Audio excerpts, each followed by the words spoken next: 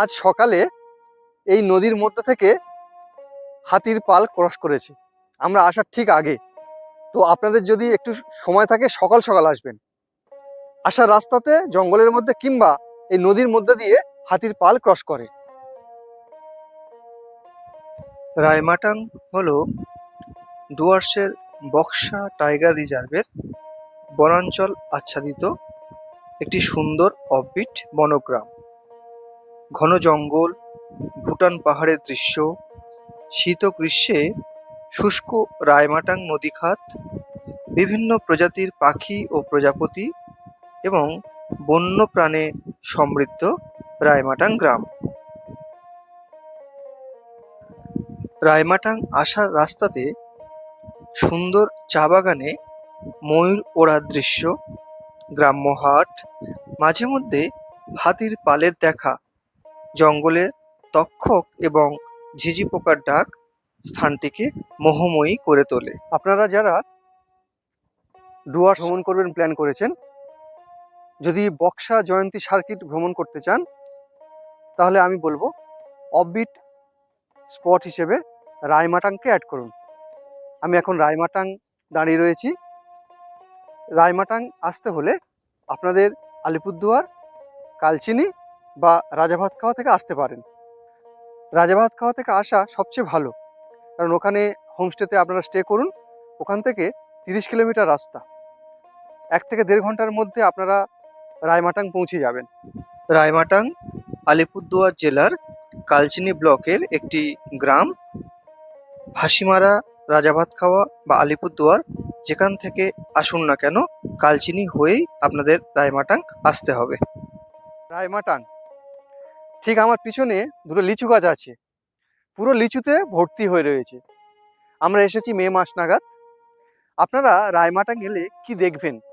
Atiabari tea estate, Mechpara ও Chuapara tea estate এবং Radharani tea estate.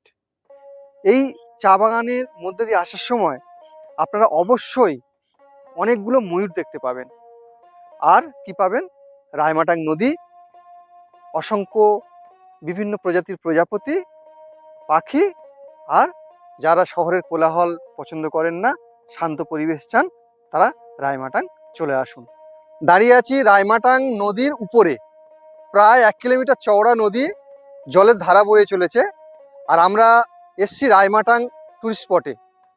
বাম দিকটা পাহাড়ের উপরে রায়মাটাং, আর ওই পাশটা আপনার হচ্ছে কালচিনির বিভিন্ন গ্রামগুলো রয়েছে। পুরোটাই বক্সা টাইগার রিজার্ভের মধ্যে। তো আপনারা যারা রায়মাটাং আসবেন, যদি নদী জল থাকে পার হতে না পারেন, তাহলে ওই পাশ থেকে রায়মাটাংয়ের ভিউটা দেখবেন। আর যদি নদীতে জল না থাকে, নদী পেরিয়ে এসে এই পাহাড়ের উপরে রায়মাটাং স্পটটা ঘুরে যাবেন। এখানে বিভিন্ন হোমস্টে আছে। আমরা রায়মাটাং এসছি, তো রায়মাটাংয়ের এখানে স্থায়ী বাসিন্দা দাদাকে পেয়েছি। দাদার নিজস্ব হোমস্টে আছে। দাদার কাছ থেকে আমরা হোমস্টের নাম আর থাকার খরচ আর কি সুবিধা পাবে এগুলো আমরা জেনে নেব। দাদা, আপনার নাম? মহাদেব ছেত্রী। মহাদেব ছেত্রী। হোমস্টের নাম হচ্ছে লালিগুরাস। লালিগুরাস হোমস্টে। এখানে দাদা চার্জেস কেমন পড়ে?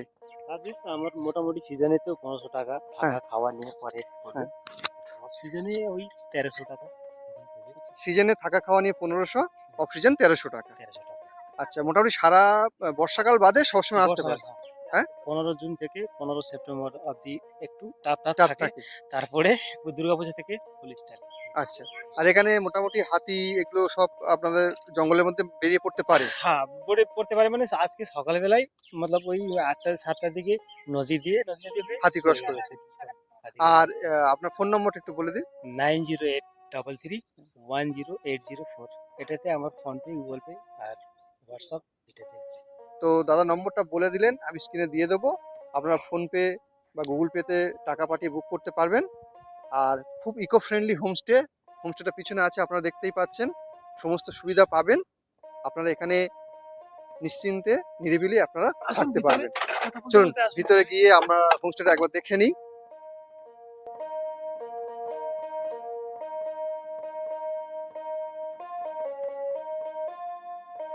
চাইলে হোমস্টেতে থাকতে পারবেন।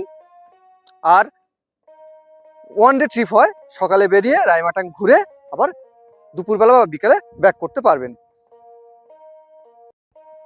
স্থানীয় বাসিন্দা মহাদেব ছেত্রীর নিকট থেকে প্রাকৃতিক সৌন্দর্য, ট্রেকিং রুট ও আর্থসামাজিক বিভিন্ন রূপরেখা, প্রতিবন্ধকতা বিষয়ে বিভিন্ন তথ্য পেয়েছি, সেগুলি শেয়ার করলাম।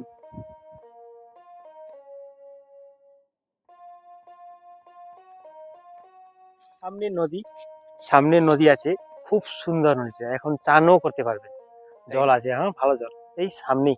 তারপরে গিয়ে ছোট্ট একটা ট্রেকিং রুট এই যে বললাম না, পানবাড়ি ভিলেজটা, গ্রামটা, ডুবপাদের 8-10টা বাড়িঘর, ওখান থেকে ভিউটা সামনেই পড়বে, পাহাড়ের উপরে, পাহাড়ের উপরে। এই যে সামনে ফরেস্ট বাংলো, পিছন দিকে দেখতে সুন্দর পাহাড়। এখান থেকে কত কিলোমিটার? মোটামুটি কিলোমিটার তো পাহাড়ের রাস্তা তো মোটামুটি ধরুন ওই 1.5 কিলোমিটার, 1.5-2 কিলোমিটার এরকম। আর ওখান থেকে বক্সা? বক্সা তো অনেকটাই দূর, মাঝখানে এক জায়গায় স্টে করতে লাগে, নাইট স্টে করতে লাগে, আদমা বা চুনাপটি, তারপরে কাছে পড়বে। হ্যাঁ হ্যাঁ, মানে এখান থেকে চুনাভাটি কাছে হয় না, চুনাপটিটা অনেকটাই দূর, মানে আগে আর মাঝখানে আদমা, তারপরে আদমা থেকে চুনাপটি, বক্সা, তারপরে বক্সা। জায়গাটা খুব গাইড যাবে, সঙ্গে গাইড যাবে, মতলব এখান থেকে এই যে আপনার সন্তালা বাড়ি অব্দি এখানকার গাইড যাবে, তারপরে তো ওখানকারই গাইড যাবে, ওখান থেকে গাইড দিবে না, আর এখানকার গাইড, সেটাই হচ্ছে। আসে পূজার দুর্গাপূজা থেকে বুকিং হয় স্টার্ট।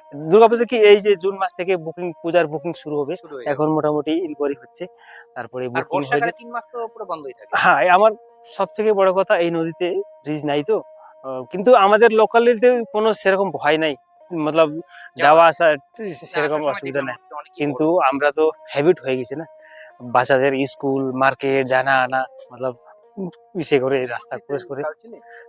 গভর্নমেন্ট স্কুল ওখানেই কালচিনি আন্ডারই পড়ে সবকিছু, আর প্রাইভেট স্কুল সামনে এই যে নদী ওই পারে এসএসবি ক্যাম্প, তার পিছে ভাটপাড়া টি স্টেটে আছে, আর প্রাইমারি স্কুল আমাদের গভর্নমেন্টের প্রাইমারি স্কুলের সামনে আছে।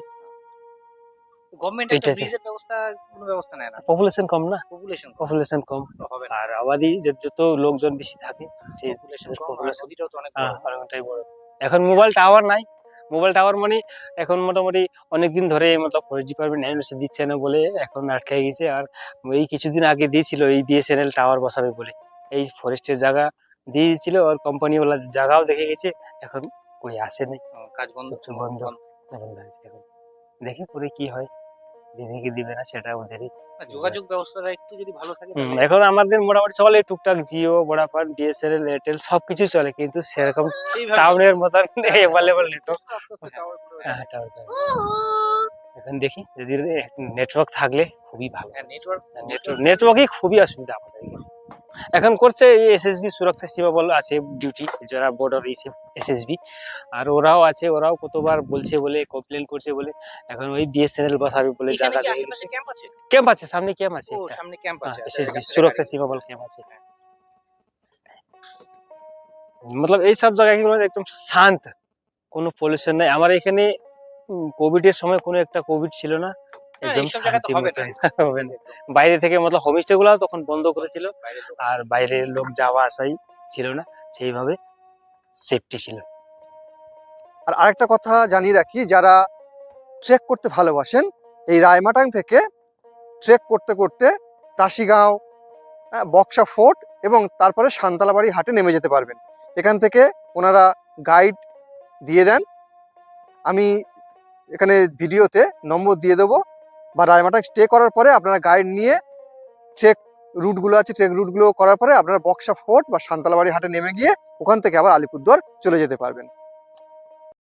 অন্যান্য কয়েকটি হোমস্টের নাম এবং নম্বরগুলো দিলাম। ভিডিওটি আপনাদের ভালো লাগলে অবশ্যই লাইক, শেয়ার করবেন এবং প্লিজ চ্যানেলটি সাবস্ক্রাইব করবেন। সবাই অনেক অনেক ভালো থাকবেন।